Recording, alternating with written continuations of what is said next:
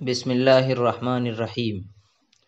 محترم ناظرین، آج کی گفتگو کا عنوان ہے انڈونیشیا میں اسلام اور مسلمانوں کی تاریخ۔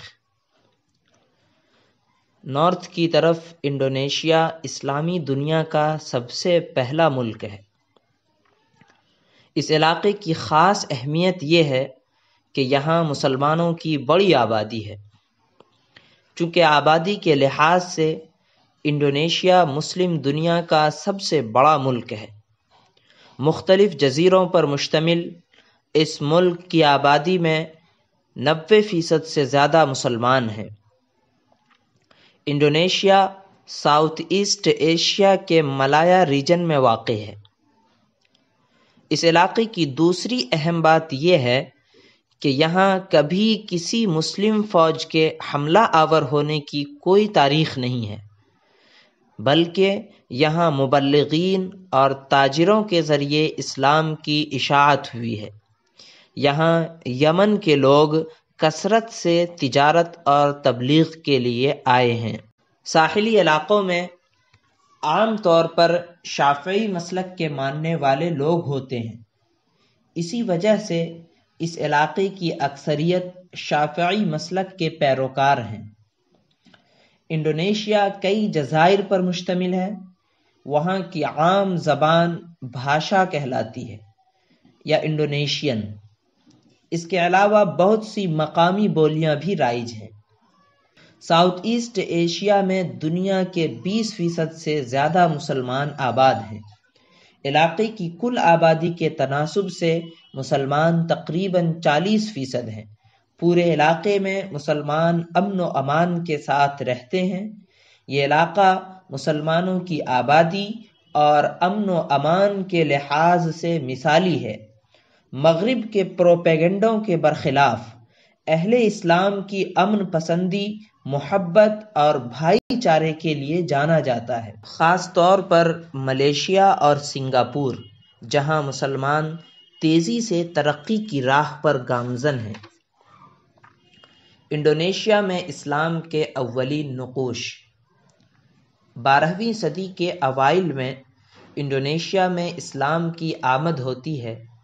جن لوگوں نے انڈونیشیا میں تبلیغ و تعلیم کا آغاز کیا ان میں یمن کے عرب تاجر، ہندوستان کے گجراتی تاجر اور مشرقی افریقہ کے مبلغین نے اہم کردار ادا کیا ہے۔ انڈونیشیا میں اسلام کے پھیلاؤ میں کچھ اولیاء اللہ کو خاص اہمیت حاصل ہے۔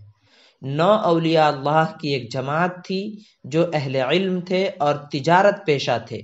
ان میں سے ایک نام اہم ہے ملک تاجر۔ ملک تاجر 1419 یا 1421 میں ان کا انتقال ہوا ہے۔ سب سے پہلے مجمع الجزائر سماترا میں اسلام کے ابتدائی نقوش ملتے ہیں۔ شیخ عبداللہ اور ان کے خلیفہ شیخ برہان الدین سماترا میں اسلام کے داعی رہے ہیں۔ انہوں نے اپنا ایک ادارہ قائم کیا جہاں نومسلموں کو اسلام کی تعلیم دی جاتی اور ان کو تبلیغ اسلام کے لیے تیار کیا جاتا تھا۔ اس کا مثبت نتیجہ یہ ہوا کہ آج کا پورا علاقہ مسلمان ہو گیا اور 1205 میں پہلی مسلم ریاست بھی وجود میں آ گئی۔ 14ویں صدی میں شیخ اسماعیل کے زیر قیادت حجاز کے کچھ مبلغین آئے، جن کی کوششوں سے کئی مقامی راجا اور وہاں کے باشندے مسلمان ہو گئے۔ 16ویں صدی میں اشاعت اسلام نے ایک تحریک کی شکل اختیار کر لی، جس سے علاقے میں کثیر آبادی اور مقامی راجاؤں کے مسلمان ہونے کے تاریخی شواہد ملتے ہیں۔ اس طرح اسلام رفتہ رفتہ اس علاقے کے اکثر لوگوں کا مذہب بن گیا۔ اسلامی ریاستوں کا قیام 12ویں صدی میں جب انڈونیشیا کے مختلف علاقوں میں اسلام کی تبلیغ و اشاعت کا کام بڑے پیمانے پر ہوا تو جگہ جگہ اسلامی ریاستیں بھی قائم ہونے لگیں۔ چونکہ کئی علاقوں میں غیر مسلم راجاؤں نے اسلام قبول کر لیا اور ان کی عوام بھی مسلمان ہو گئی، اس طرح ان لوگوں کی حکمرانی اب مسلم ریاست کے نام سے جانی جانے لگی۔ سماترا کے راجا نے سب سے پہلے اسلام قبول کیا اور سلطان ملک الصالح کے نام سے مشہور ہوئے۔ دوسری اسلامی سلطنت کے بانی سماترا ہی کے علاقے میں عنایت علی شاہ تھے۔ جاوا میں بھی مختلف اسلامی ریاستیں قائم ہوئی۔ ان میں 16ویں صدی میں قائم ہونے والی اسلامی ریاست جس کے بانی فتح اللہ تھے کو خاص شہرت ملی۔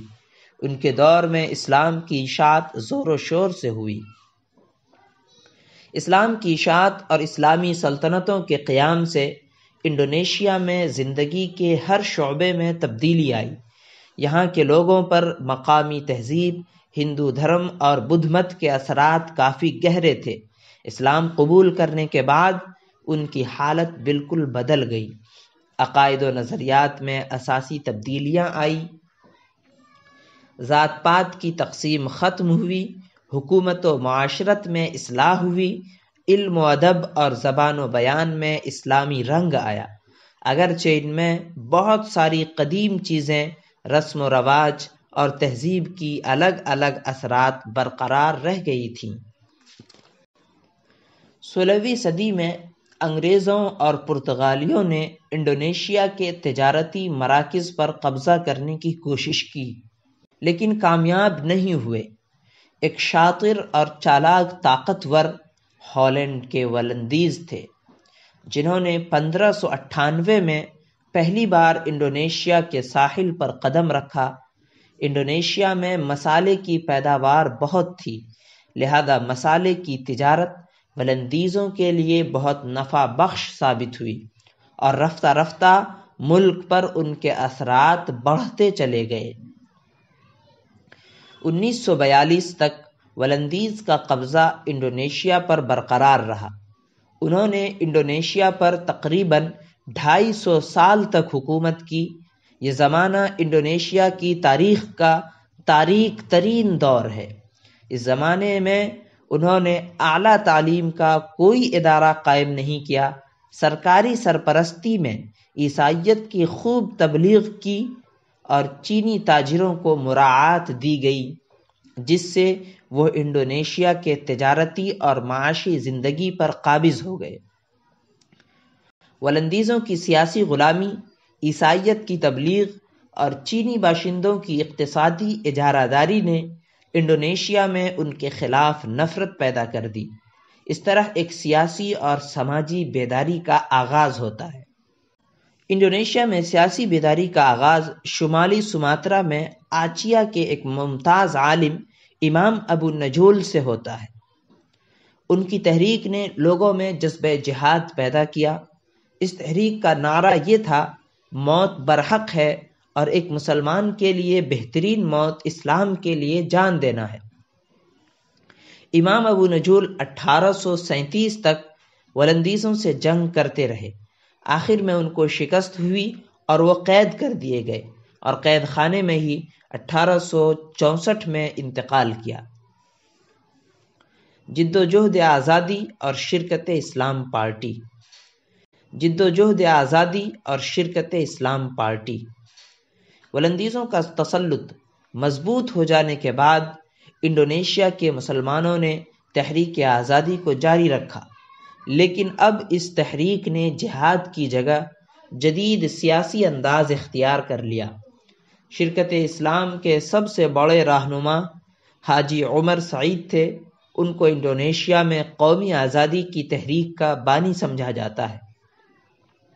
حاجی عمر سعید ایک شعلہ بیاں مقرر، ممتاز صحافی اور مصنف تھے۔ انہوں نے ملک میں ایک ایسی پارلیمانی حکومت قائم کرنے کا مطالبہ کیا جس میں مقامی باشندوں کو نمائندگی حاصل ہو۔ اس پر ولندیزی حکومت نے ان کو گرفتار کر لیا۔ رہائی کے بعد 1913 میں شرکت اسلام کی بنیاد رکھی۔ 1919 تک اس تنظیم کی شاخیں پورے ملک میں پھیل گئیں۔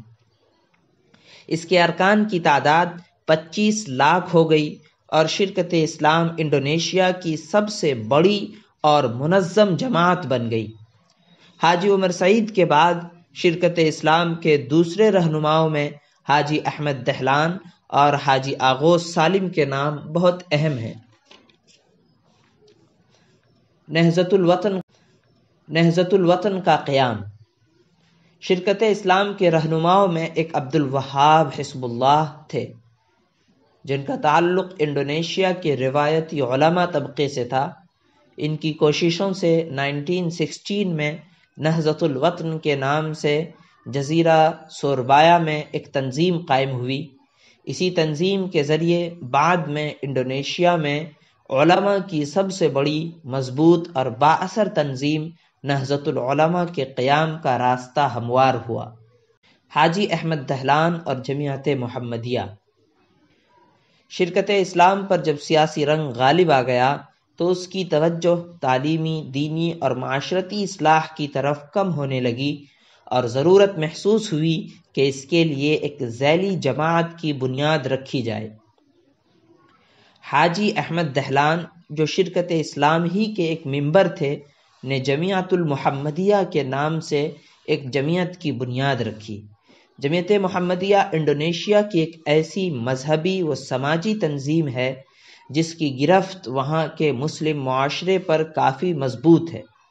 اس سے وابستہ افراد کی تعداد 3 کروڑ تک پہنچتی ہے۔ جمعیت محمدیہ نے جس حوالے سے انڈونیشیا میں اپنی شناخت کو سب سے زیادہ مستحکم کیا ہے وہ تعلیم کا میدان ہے۔ خواتین میں اپنے کام کو مؤثر بنانے کے مقصد سے جمعیت عائشہ کے نام سے خواتین کی ایک ذیلی تنظیم قائم کی گئی، اور اس طرح کی اور بھی کئی تنظیمیں ہیں جو جمعیت محمدیہ کے شاخ کے طور پر کام کرتی ہیں۔ نہضت العلماء۔ 1926 میں باقاعدہ نہضت العلماء کا قیام عمل میں آیا۔ حاسم اشعری کو اس کا پہلا صدر بنایا گیا۔ اس تنظیم کا انڈونیشیا کی قومی بیداری اور آزادی کی تحریک میں بہت اہم رول رہا ہے۔ اس وقت نہضت العلماء انڈونیشیا کی 2 بڑی تنظیموں میں سے ایک ہے۔ اس کی قوت کا اصل سرچشمہ انڈونیشیا کے وہ روایتی مذہبی ادارے ہیں جہاں بڑے پیمانے پر طلباء کی تعلیم و تربیت کے ساتھ ان کے قیام و طعام کا انتظام بھی ہوتا ہے۔ انڈونیشیا پر جاپانی قبضہ اور حصول آزادی۔ انڈونیشیا میں آزادی کی تحریکیں جاری تھیں کہ 1939 میں یورپ میں دوسری جنگ عظیم شروع ہو گئی۔ ادھر 1942 میں جاپان نے انڈونیشیا پر قبضہ کر لیا۔ جاپان کا یہ قبضہ اگست 1945 تک قائم رہا۔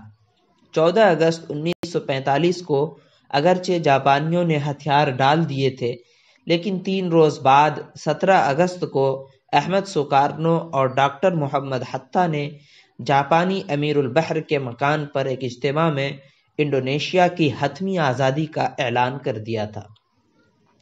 1945 کے ستمبر میں برطانوی فوج جاوا میں داخل ہوئی تو اس وقت تک انڈونیشیا کی آزاد حکومت اس قابل ہو گئی تھی کہ بزور طاقت اپنی آزادی کی حفاظت کر سکے۔ برطانوی فوج کے بعد جلد ہی ولندیزی بھی واپس آ گئے۔ انہوں نے انڈونیشیا پر اپنا قبضہ جمانے کی کوشش کی، لیکن 3 سالہ جنگ کے بعد مجبور ہو کر 28 دسمبر 1949 کو جمہوریہ انڈونیشیا کی آزادی تسلیم کرنی پڑی۔ اس سے یہ ملک 250 سال کی غلامی کے بعد آزاد ملکوں کی صف میں کھڑا ہو گیا۔